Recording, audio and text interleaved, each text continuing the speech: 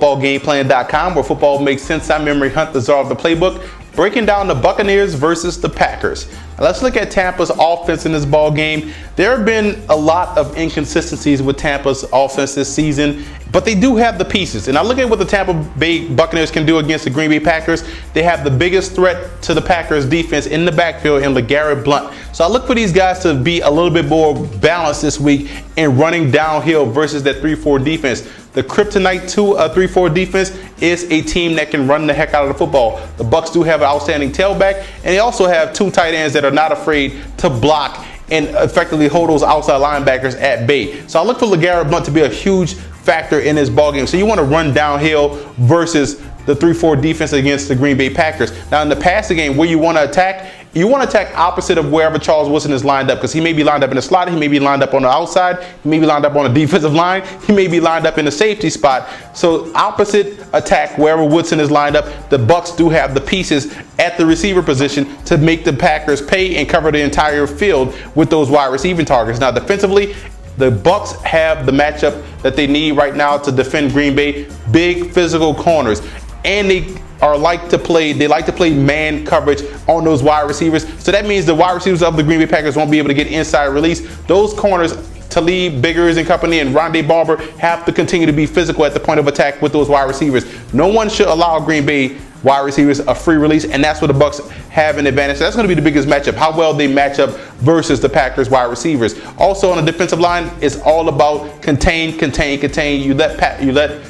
You open up lanes for Aaron Rodgers, guess what? He has the mobility and he will burn you. Now let's look at Green Bay in this game. Offensively, you have to love the passing attack, and that's where they can attack the Bucs at. As far as like the interior of the Bucs defense, those linebackers, forcing those linebackers to play underneath and get into those zones, that's where they can have more of an advantage. Not on the flanks, because I have full confidence in the Bucs corners on the flanks, but I look for these guys to try to attack the interior, the middle of the field versus Tampa Bay. Also, the Packers have to become a little bit more well balanced than they are. They're throwing the football at least 70% of the time, and that has got them to an undefeated record. But at some point, those passes will get batted down, they will get tipped, and they have to have some balance. You have to rely at least on the running game at least 40% of the time. I just asked for 40%, and that way you can have some success. Now, defending the Buccaneers on defense, it's all about disrupting the timing of Josh Freeman. I still think Freeman doesn't throw as accurately on the run as he should, but I think if you keep him in the pocket, he can burn you. So I would say do what you have to do to flush him to one side, front load that pressure, get him on the move, and that way you can have success in dictating